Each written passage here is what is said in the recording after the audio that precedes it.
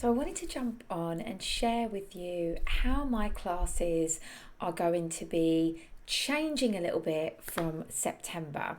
So for those of you that don't know me, my name's Kate. I've been a yoga teacher since 2010 and I'm actually a trained Pilates teacher. I trained as a mat Pilates teacher, CYQ level 3 in 2012, and I taught Pilates alongside yoga for about 5 years, and then kind of did a second yoga teacher training, and my journey kind of went a bit more yoga.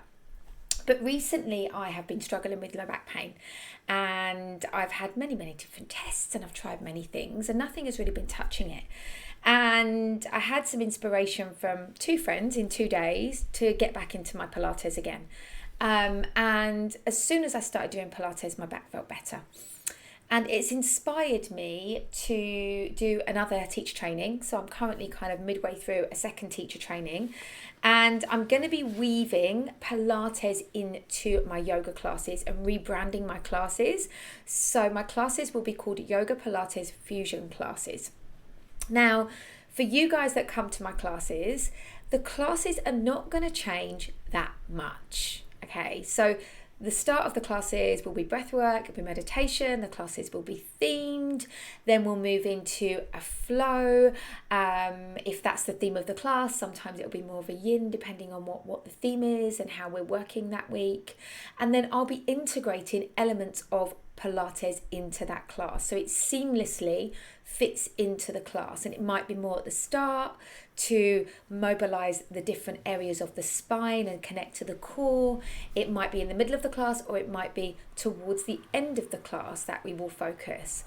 But what I want to assure you is that the nature of the classes won't change. We'll still be doing Shavasana.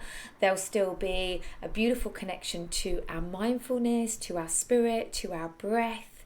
And we'll still be getting that release, that strengthening, but it will just be interjected with a little bit more Pilates core. Because as we age, as women, as we go through this journey of perimenopause to postmenopause, our muscle fibers are weakening, and many of us are struggling with our pelvic floor, and we really do need this core conditioning to prevent lower back pain and to really help us with our posture and help us with our balance.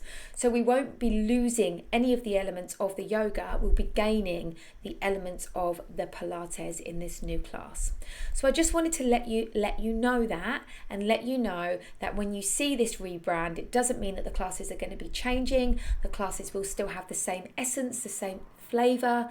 We'll still be chanting in our classes. They'll still be very spiritual, but we will just be weaving in these elements of Pilates too. So what are the main differences of yoga and Pilates? So yoga is a spiritual practice that has been around for thousands and thousands of years. Pilates is a much newer practice that was designed by Joseph Pilates, and it's based on some yoga poses but also on other disciplines as well, and he's weaved these together. And there are different types of Pilates.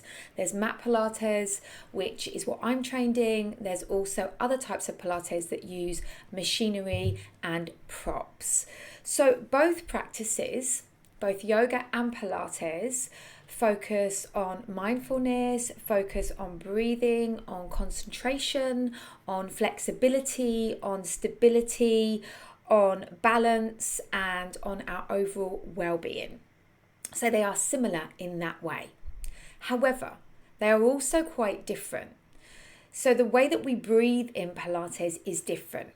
In yoga, we tend to inhale through the nose and exhale through the nose. And as we breathe, we are really expanding into the belly. So we're allowing the ribs to really kind of release and the belly to release. We're, really sending that breath down into the belly. So the belly expands as we breathe.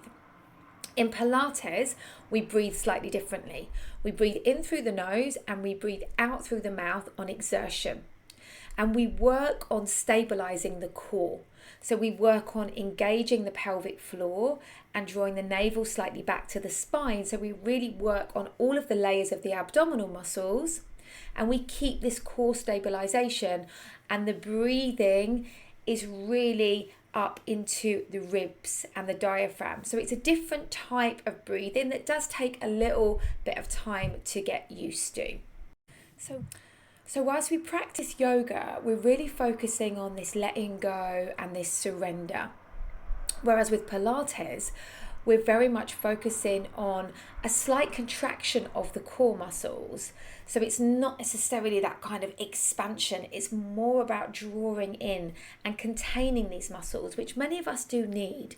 And every movement in Pilates is really innervated by the core. In yoga, there are a few asanas that are really focused on the core. And as we practice yoga, when we do Pilates, it gives us more awareness of the core. So we actually start to engage these muscles more throughout our yoga practice rather than just kind of allowing them to just not be engaged. So in my opinion, practicing Pilates does give us that awareness of the core that we can then use in our yoga practice to strengthen those muscles.